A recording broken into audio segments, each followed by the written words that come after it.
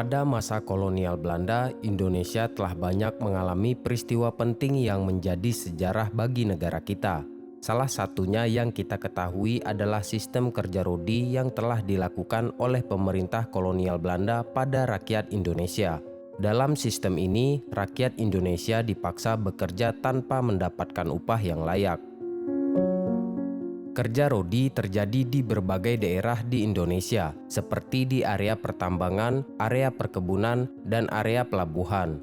Proyek ini juga ditujukan untuk mendukung kepentingan para kolonial Belanda agar memudahkan mereka dalam mengeksploitasi sumber daya alam di Indonesia. Namun, tahukah kalian bahwa ada cerita lain tentang sistem kerja rodi selama masa kolonial Belanda? Yang kita tahu dalam sejarah bahwa kerja rodi merupakan penindasan dari pemerintahan kolonial Belanda terhadap rakyat Indonesia dan memaksa rakyat pribumi bekerja tanpa mendapatkan upah sedikit pun. Akan tetapi, ada narasi lain yang mengatakan bahwa sebenarnya kolonial Belanda telah memberikan upah dari kerja rodi, tapi upah itu malah dikorupsi oleh bupati yang menjabat saat itu. Sebelum kita membahas lebih dalam tentang kerja rodi ini, saya akan membahas awal mula sejarah kerja rodi di Indonesia.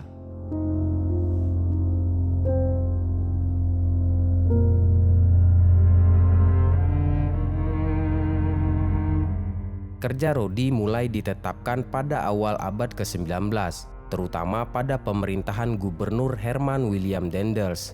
Pada tahun 1809, Daendels diberi amanat untuk menggantikan Gubernur Hindia Belanda ke-36 yaitu Raja Belanda Louis Napoleon Bonaparte. Daendels diberikan tugas untuk mengatur pemerintah Indonesia serta diberikan tugas untuk mempertahankan Pulau Jawa dari Inggris. Pada saat itu Napoleon juga memberikan dua pesan kepada Daendels, yaitu dia harus membuat pemerintahan yang bebas dari korupsi dan memberikan keuntungan bagi kerajaan Belanda. Dari instruksi itulah yang kemudian menjadi dasar dari pembangunan jalan raya pos atau jalan yang membentang dari Anyer hingga Panarukan, yang panjangnya mencapai sekitar 1000 km yang telah dikerjakan oleh rakyat pribumi. Namun seiring berjalannya waktu, Daendels kemudian bersikap layaknya ditraktor karena dikenal telah menerapkan kebijakan yang sangat otoriter dan keras. Dia tak segan-segan menggunakan kekerasan untuk mencapai tujuannya, termasuk dalam pembangunan jalan raya pos dari Anyer ke Panarukan. Sehingga sejarah telah mencatat bahwa rakyat pribumi merasakan kesengsaraan akibat dipaksa kerja rodi dan dikatakan tidak diberi upah dari membangun jalan tersebut.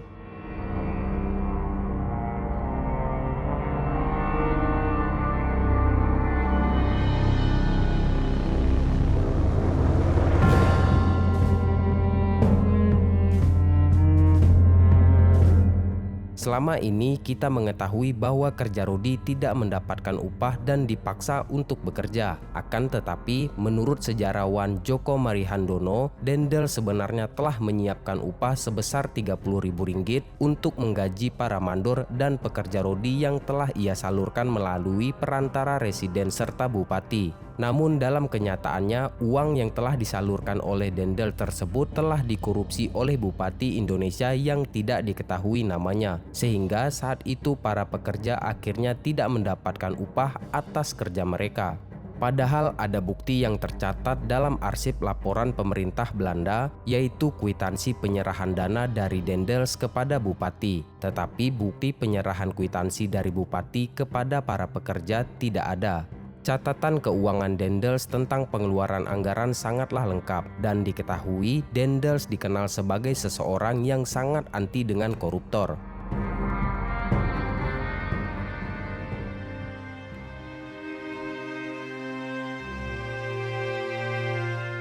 Kerja rodi tentunya memiliki dampak yang besar dan menyebabkan penderitaan bagi rakyat Indonesia. Salah satunya adalah saat pembangunan jalan raya pos Anyer ke Panarukan, sebab proyek tersebut diperlakukan secara paksa dan tidak manusiawi. Akibatnya 12.000 pekerja pribumi menjadi korban dalam membangun jalan raya tersebut. Selain itu, kerja rodi juga sangat berdampak pada sosial dan ekonomi rakyat Indonesia. Banyak anggota keluarga yang terpisah karena bekerja terlalu jauh dari rumah mereka. akhirnya mengakibatkan hancurnya struktur keluarga tradisional dan meningkatnya angka kemiskinan. Yang lebih parahnya lagi adalah pejabat lokal yang saat itu memimpin telah menyalahgunakan distribusi gaji para pekerja. Mereka telah memanfaatkan posisi itu untuk mengambil keuntungan pribadi. Mereka dengan enaknya hidup mewah dari hasil kerja keras para pekerja yang seharusnya itulah yang mereka bantu. Dari kejadian masa lalu ini, kita tahu betul bahwa kerja rodi adalah bagian kelam dari sejarah Indonesia yang penuh dengan penderitaan. Ketidakadilan yang dirasakan oleh para pekerja rodi juga sangat-sangat menciptakan luka mendalam bagi seluruh rakyat Indonesia. Mereka adalah pahlawan tanpa tanda jasa yang layak mendapatkan pengakuan dan penghormatan bagi generasi kita sekarang ini. Di balik cerita ini, kita mengetahui betul ada fakta mengejutkan bahwa para pekerja rodi sebenarnya digaji. Namun gaji tersebut telah dikorupsi oleh sesama warga Indonesia. Dengan belajar dari sejarah, kita harusnya dapat membangun masa depan yang lebih adil dan sejahtera bagi semua masyarakat Indonesia. Fakta mengejutkan ini juga telah mempertegas bahwa perjuangan melawan korupsi harus dilakukan agar tidak ada lagi ketidakadilan yang terjadi di negeri ini. Bagaimana pendapatmu? Tuliskan di kolom komentar dan sampai jumpa di video selanjutnya.